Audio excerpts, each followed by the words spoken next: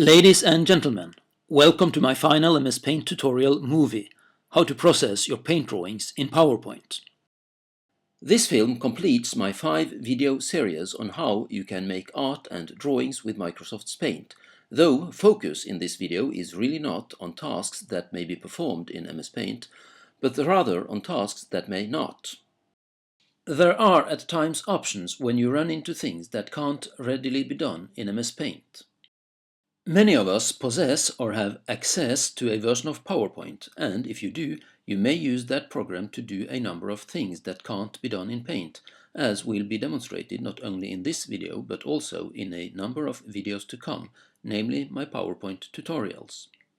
If you are the lucky owner of a PowerPoint version, therefore, you may create stuff with the combined use of Paint and PowerPoint.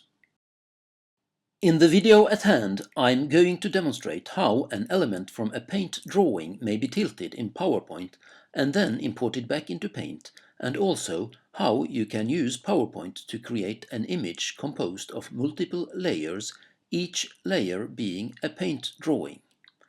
Let's start out with the multi-layered drawing. A frequently asked question is whether there is any way by which Microsoft's Paint can be used to make a drawing composed of more than one layer. Unfortunately, there isn't. If you have PowerPoint in addition to Paint, however, it is actually possible to make a multi-layered drawing with the combined use of these two programs.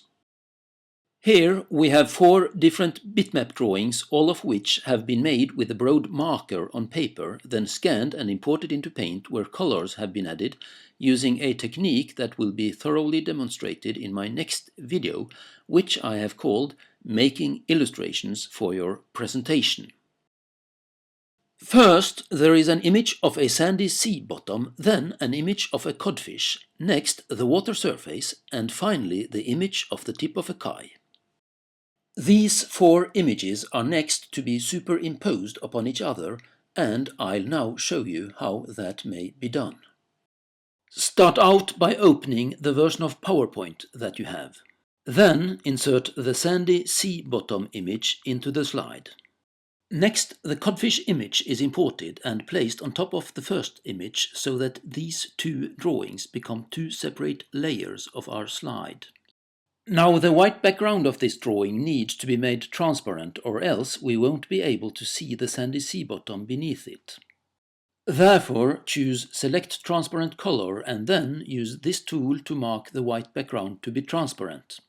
Third, we bring in the water surface image. On this image, we do not want to make one specific color transparent. Instead, we intend the entire image to be semi-transparent. To do this, simply drag the button of the transparency bar to about 30%, and there we are. The codfish and the sandy sea bottom both become visible through the water surface. Finally, get the kai image into place and select white to be transparent for this image, just as we did for the codfish drawing. Now we have a PowerPoint slide, an image composed of 4 different layers, and this multi-layered drawing may finally be saved either as a bitmap image or in any one of the other graphics file formats that PowerPoint allows. Now, it could be that you have a version of PowerPoint that doesn't have a transparency bar and in which an inserted image cannot be made semi-transparent. If so, just mark the image intended to be semi-transparent and then add the animation tool called Fade to the image. Next, set the fade duration to 5 seconds before you insert the final layer of our drawing, the kai image, which is, of course, given a transparent background. Finally, run the slideshow. Click your mouse to start the fading sequence of the water image, and then press the Print Screen button to capture the image at the exact moment that you feel the degree of transparency is where you want it to be. The captured image is now located on the clipboard of your computer, from where it may be pasted into Paint or a number of other programs. Some may ask, why couldn't the codfish just be drawn directly upon the image of the sandy sea bottom, thereby limiting the whole thing to a 3-layer drawing instead of making a 4-layer drawing? Well, keeping the codfish in a separate layer gives me the option of letting it move relative to the other layers. I've here made 13 slides where the codfish is moved a little bit leftwards for each slide, and in addition I've substituted the image of the fish with this image of a slightly bent fish on 2 of the slides in order to mimic a swim movement. Now, by saving these 13 slides as separate files, they may be made into a GIF animation using Adobe Photoshop Elements, for instance. And just as we've used the existence of separate layers to make the codfish move relative to the other layers of our image, we could of course in a similar way even make the water surface move in its own manner. How GIF animations are made, however, will be the scope of another video of mine. In an earlier video called How to Make a Complex Drawing in MS Paint, I demonstrated how the ignition plug of a 2-stroke engine could be drawn. When I later on needed to make a 4-stroke engine for a PowerPoint presentation of mine, I needed the ignition plug to be tilted 45 degrees, since the presence of the camshaft and the valves prevented me from placing the plug on top of the engine. Now, current versions of MS Paint does have a rotation tool, but it only allows rotation at right angles, that is, rotation of 90 degrees left, 90 degrees right, and 180 degrees. Hopefully, future versions of MS Paint will at some time have a rotation tool that allows rotation at any angle. As for now, however, such a rotation tool is not yet available in Paint. There is nevertheless ways by which a paint drawing may be rotated to any angle of your selection. There is a very nice and cool little video out there on YouTube called How to Rotate Images in Microsoft Paint by one Iron Mortality. The video describes 4 steps by which an image may be rotated in Paint. Now, I'm not going to demonstrate these 4 steps to you here in my video, as I don't want to steal stuff that's copyrighted by someone else. Instead, I encourage you to follow the link at the bottom of the screen and watch Iron Mortality's video for yourself. Anyway, in summary, the 4 steps are: 1. Perform a horizontal skew by the desired rotation or tilt angle alpha. 2. Do a vertical stretch by 1 divided by the square cosinus of alpha. 3. Make a vertical skew by minus alpha.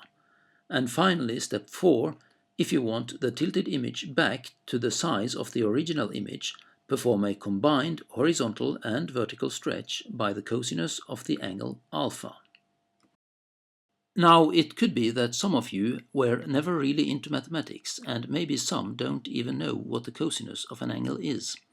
If that be the case, it is also possible to perform the rotation task in a totally different manner. You may use PowerPoint to tilt or rotate your paint image. Personally, I usually use the 4-step formula to rotate items in my paint drawings, but I do not always have the formula at hand, and I have to admit that I tend to forget it if it's been a while since I last used it. And so, every once in a while, I even myself use the PowerPoint approach to rotate my images.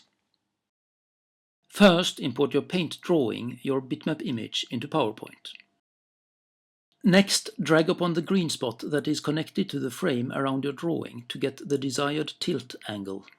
Or, if you need a specific tilt angle, such as 30 degrees or 45 degrees or any given specific angle, and not just an approximation to that angle, then choose Rotate in the menu bar and click More Rotation Options. A window then pops up into which you may punch in the specific angle of rotation that you'd like to have.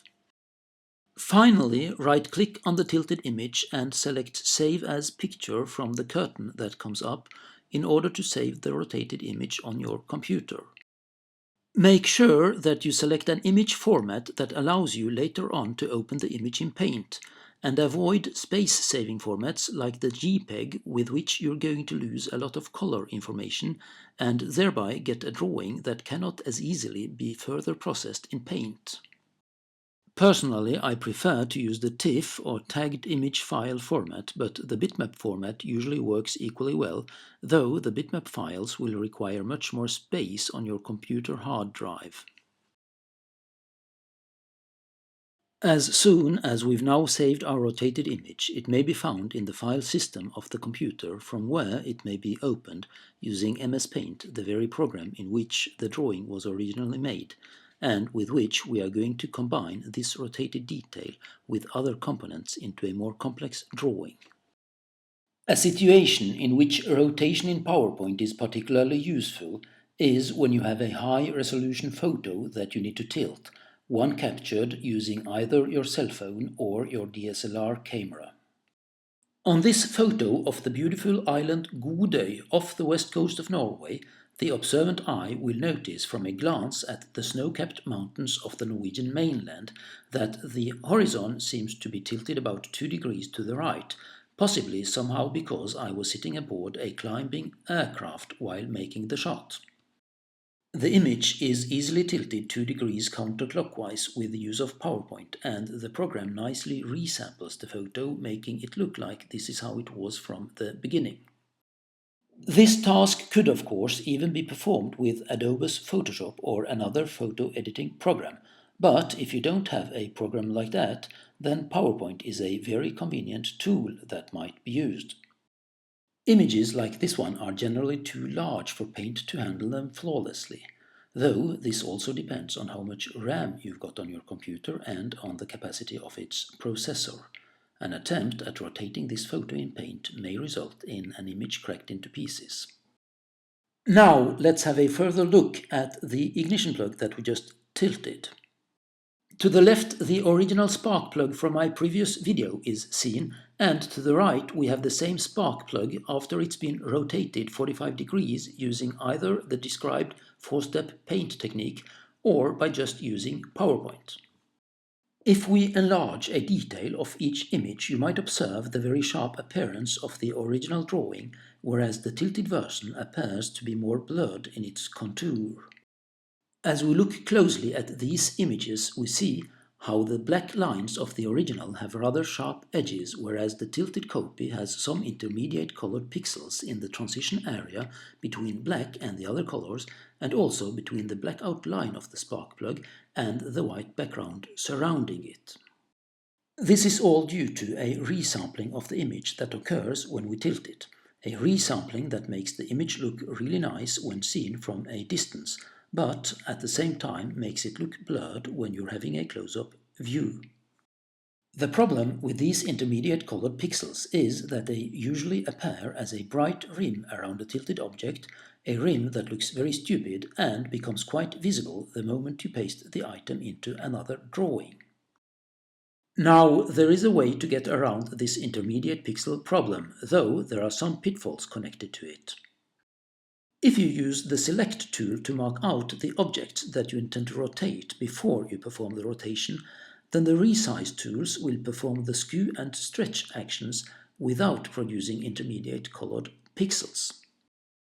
Make sure, though, when you perform the horizontal skew that you have sufficient space on both sides of the area that you've marked out for the task. If you do, the step of horizontal skew will work fine, and you'll have your 45 degrees skew. If you fail to provide enough space for the skew, however, the skew will stop abruptly at the edges of your bitmap, producing in this instance a skew of 40 degrees only, even though the chosen angle of skew was 45 degrees. In similar manner, when performing the vertical stretch and the vertical skew, make sure you have enough space above and below. When performing the rotation in this manner, the ignition plug avoids intermediate colored pixels and yet maintains a smooth outline, at least for the 45 degrees tilt, until we reach the step of downsizing the image back to its original size. The moment you perform this final step, however, unfortunately, the image becomes kind of grinded.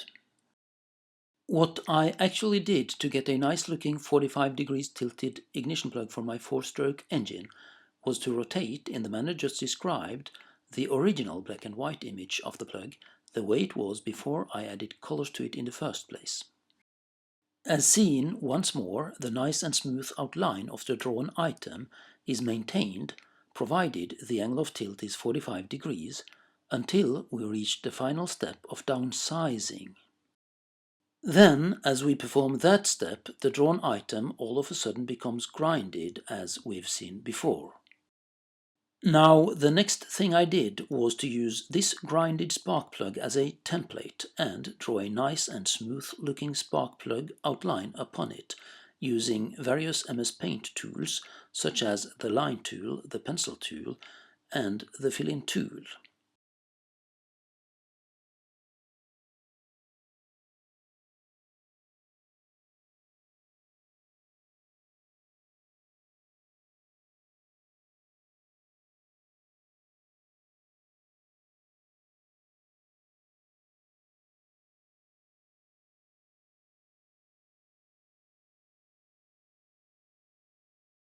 I then pasted in a little segment of the non-tilted spark plug image to allow myself to have the same solid colors for the tilted version of the image as for the other one. Next, I made a duplicate of the image and then added transition color patterns made in PowerPoint to the image as described in my previous video.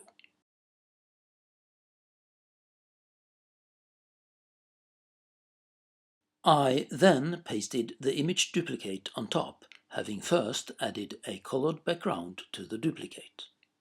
And finally I switched the colored background back into white, thereby ending up with an image that could readily be imported into my 4-stroke engine drawing. As may be observed, the intermediate colored pixels around the outline of the spark plug are now gone.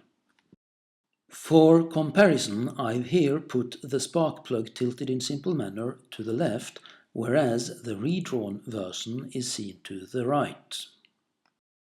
At the end of an earlier video of mine, I came up with this animation of a moving Danish flag. I have used the Danish flag in some of my tutorials because it is rather simple to draw and therefore also convenient to use for illustrating various techniques in drawing. A much more complex flag to draw is the flag formerly used in the Democratic Republic of Congo, back in the old days when the republic was called Zaire and was ruled by the dictator Mobutu. Now, for the Danish flag animation, I used 4 separate house drawings with 4 different flag configurations on them. In equal manner, I'm now going to need at least 4 slightly different drawings of the flag of the Mobutu Republic in order to make it move nicely, and I'm now going to demonstrate how the skew and resize tools of MS Paint, as well as the rotation techniques just described, may be used to modify the hand and torch image of the flag so as to achieve this. The central part of the flag is first copied from a pre-made rectangular image of the flag and then brought into a document with 4 one-colored green flags hanging slightly differently. As the imported central flag detail is pasted onto each flag image, the shape and the size is first individually adapted with the skew and resize tool so as to make it fit nicely onto each flag. It's also possible to draw a flag that is hanging in a more relaxed manner as I've done here, but it may be quite difficult to draw the hand and torch icon onto it free-handedly while still maintaining the correct size, tilt and proportion.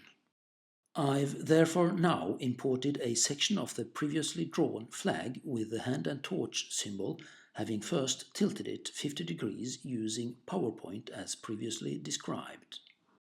The flag image is modified a little with the skew and resize tool so as to make the hand and torch detail fit into the ring of the new flag, and the green field of the flag is next changed into the yellow color of the circular field. Now, as already explained in this video, when you tilt and resize an image, you may end up with a rim of intermediate colors in the transition zone between two pure colors, in this case a ring of chartreuse color between the green and the yellow. To remove this dotted circle, a broad circle in a different color is placed on top of the one you want to get rid of, and its color is then changed into the background color. Next, green is added to the periphery of the new flag before it is dragged and dropped onto the hand and torch detail. Any yellow happening to end up outside of the new flag is simply removed. This process may sure be repeated as many times as you like, using slightly different drawings of the flag outline. To make these two flag images resemble the other four ones more closely, the black ring around the circular yellow field is removed by turning it either into green or into yellow. So, by using skew, resizing and rotation, we have now created 6 different copies of this flag for use in an animation. I've actually been intending to make a short little political or rather historical satire video with these flags. For those not familiar with the Democratic Republic of Congo, this is Mobutu Sese Seko, who ruled the country from 1965 to 1997. And this is the abacost, an outfit looking somewhat like a Chinese Mao suit.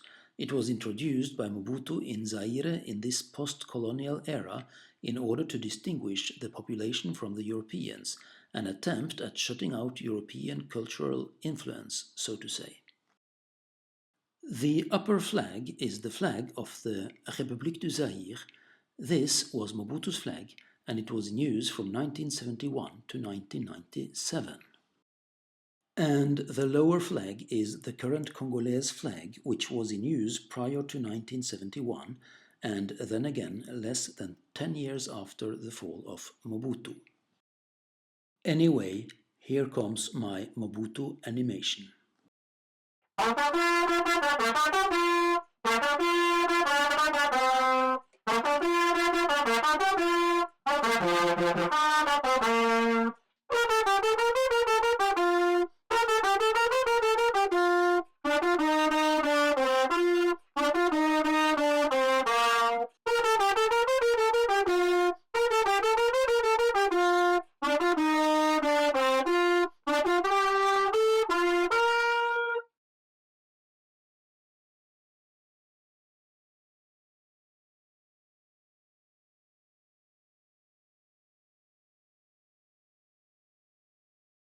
Ladies and gentlemen, I've now provided a number of links for you to follow in case you want to watch another video from this paint tutorial series, or in case you'd like to have a closer look at my YouTube channel.